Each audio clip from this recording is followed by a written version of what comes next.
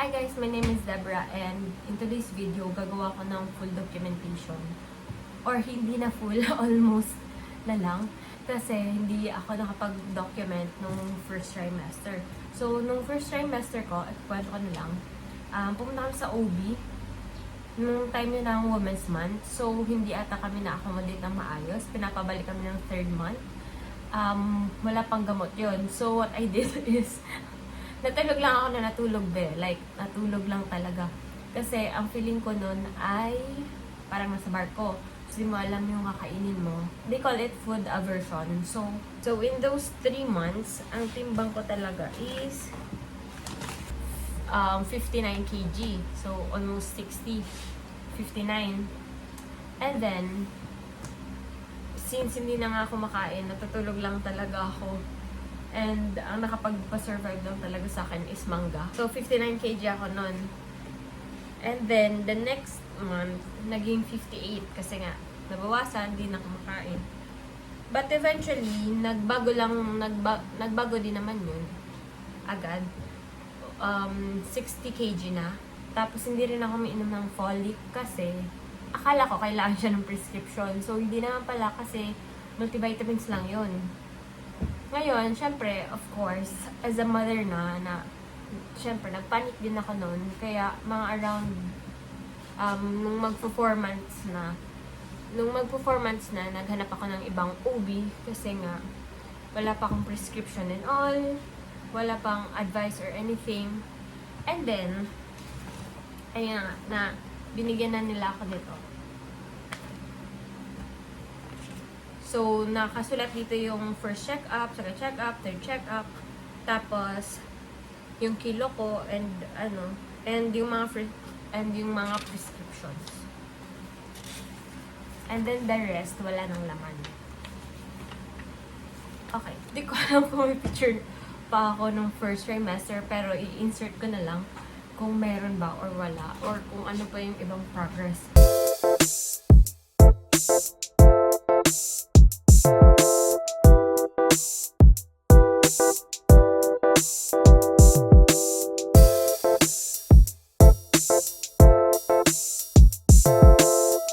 Pero ngayon, nasa 27 weeks na ako and ito na yung ganito nakalaki yung tiyan ko.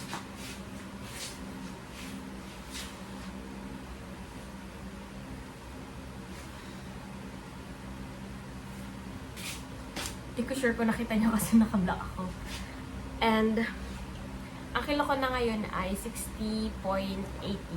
61.80. And syempre, expected naman natin na tumaas talaga yung timbang kasi nga, buntis. Syempre, kasama na yung timbang na baby. Tapos ngayon, ito yung mga old prescriptions. Ito na yung mga old prescriptions ko from previous OB. Hindi rin pwedeng mag-video sa loob ng clinic or sa loob ng consultation room. Kaya, I missed a lot sa documentation. Syempre, first baby and all. Pero okay lang naman. Sobrang dami kasing nagbubuntis ngayon. Kaya, marirealize mo na parang, ay, nagmamadali ba tong doktor? Ganyan. Pero, hindi na natin yung isisisigay sa doktor. Ito yung first ultrasound namin ni baby. Ayan. Sobrang liit niya, guys. Yan pa. And also, ayan, sobrang liit niya. And to confirm na buntis nga ako. Obvious ba? Nahilot ka na't lahat-lahat, no? Tapos hindi ka pala buntis. Anyway.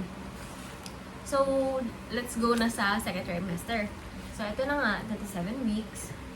Tapos, nag-decide ako na magpalit ng OB kasi lang, it's your own preference, right? Tapos, para mas well taken care ka talaga ng OB. Ngayon, ito na yung bagong ultrasound. Tapos, sabi ko din sa nag-ultrasound sonologist, sabi ko sa kanya, kung pwede ko na bang malaman ang gender, of course. Tapos kung ano ba yung pinagtitingin na, ano yung tinitingnan namin sa monitor. Ito guys, yung placenta. Akala mo ulo na, di ba? Or whatever na kind of parts. Tapos ito naman guys, yung legs. Tapos yung gender. Ayan. So, kapag wala ka talaga idea guys, di mo malalaman kung ano ba yun. Like, it's just all white. Okay. Tapos, ito ata ay yung sound or heartbeat. Tapos guys, ito na yung mga bago kong prescriptions. Colorful na siya. Tapos ako ng matte one or sa SSS benefits ng mga pregnant. Around 23 weeks. And ano na ako guys. Namili na ako guys ng gamit. Siyempre. Eto guys. Hindi pa naman bongga guys. Yung mga pinamili ko. Kasi nga, nung time na 23 weeks, hindi mo pa alam yung gender. Pero guys, parang nakutuban ko na talaga na, puro ako guys, no? Nakutuban ko na talaga na lalaki ang person. Kasi guys, hindi ko kaya mag-check out ng pink, guys. Hindi ko kaya mag-check out ng pink. Promise. So, 23 weeks, ito yung binili ko, guys. One cis, this is 0 to 3 months. So, paglabas si baby, ito lang yung may pink type. This is, ayan, yung sa maternity pillow. Ito naman, ito yung bedsheet mismo. Neutral lang, kasi nga hindi pa naman alam yung gender. Bakit hindi ako naghintay? Kasi nagka-budget. Tapos ayaw ko siyang magastos sa ibang bagay. Kasi ito guys, yung changing mat again. So, may tatlo na akong changing mat. Pero ito, libre kasi ito, or kasama siya sa binili kong mga damit. Parang napasobra yung baro-baroan ko. Binili ko rin to kasi wala tayong hand-me-down. Wala pang wala pang mga anak ng kapatid ko. Anyway, meron tayong pajama na napakadami. So, ang nasa isip ko talaga nun is, pangit naman na nalalamig na si baby at hindi pa nakapaglaban ng damit. Kung tatlo-tatlo lang, which is yun din advice sa mga parents na before. Like, gets mo, like, maglalaba ka pa lang, nilalamig na yung anak mo, ano susutin niya, di ba? Ganun. So, ayun, naparami. Pero kasi, nabili ko siya by package. So, parang nakaset na siya. So, madami talaga. Ito naman, guys, sa ibang store naman to, na tie side. Short sleeve na tie side, yung tawag. Sa ibang store naman to. So, ayan. Diba? Ang dami. Tapos guys, if nagtatanong kayo kung paano siya tupiin, hindi ko rin alam. Hindi ko alam guys. Tie side na long sleeve. Ito. Ayan. Long sleeve. Tie side.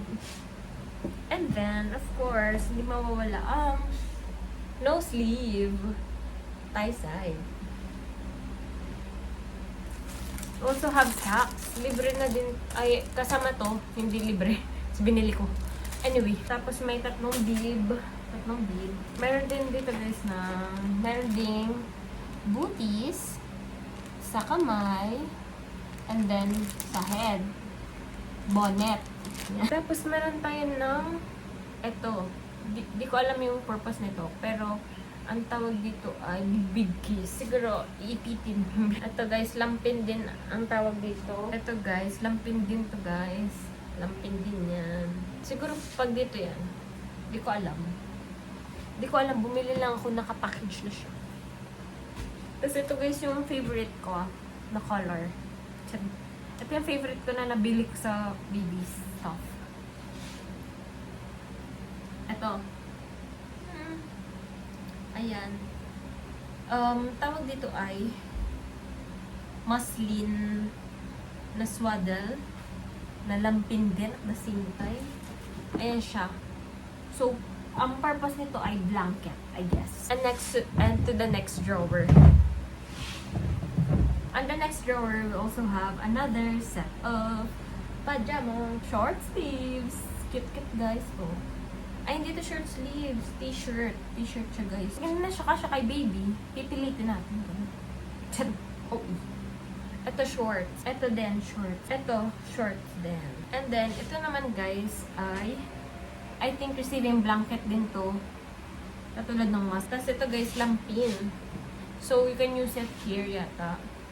Or you can wrap the... Tapos pwede mo din siya ipang catch ng poop. As you're not going to use diaper. This can be used as an alternative for diaper. Yun sabi ng parents ng asawa ko. Towel! Bumili ako ng towel, guys. And to our next drawer. Anyway, guys, binili ko pala tong drawer para talaga kay baby. Tiny Buds. 2 kilo. And then, bumili na rin ako ng diapers. 2.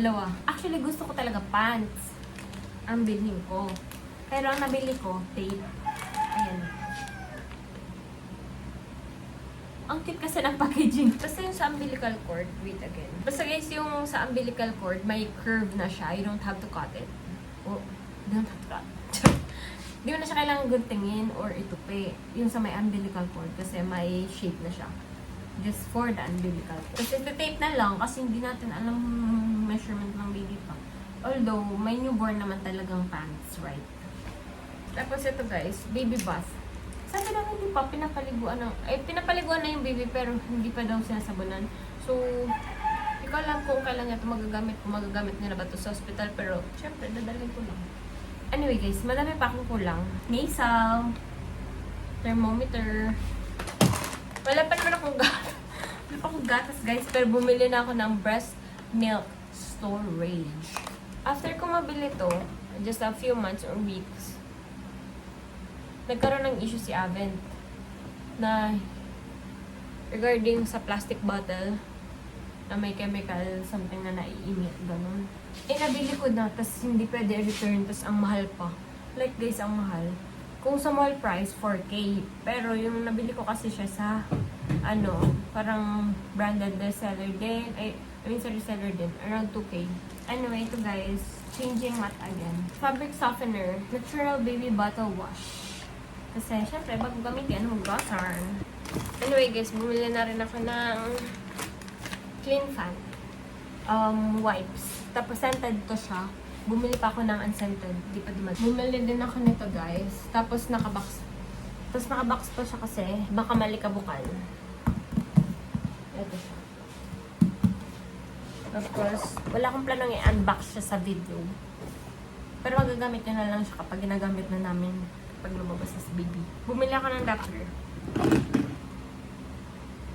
Just to check yung heartbeat ni baby. Pero, syempre, hindi naman natin, just by Doppler, hindi naman natin malalaman kung okay lang ba si baby. Syempre, pag may heartbeat, ibig sabihin buhay. So, other than that, wala na tayong ibang idea, get? So, tiwala na lang sa Diyos at syempre, inom na lang ng gamot. Until the next, bumili na rin ako ng cream. Ito siya, guys. Ito siya, guys. Binali ko ulit sa carton kasi baka malikabukal ulit. Since matagal pa naman, October pa. So, ayan na nga, guys, no. Bumili na ako ng cream. Tapos, in neutral color din siya. Ito, guys. Ito, guys, yung bed. Bed na baby. Bed ni baby. And then, yung maternity pillow, nandito na din. Siyempre, pag nagbe-breastfeed, ganyan. Tapos, may pillow pa siya dyan na crown. Crown down. Tapos, yan din, guys. Ayan. Bumili ako ng washing machine.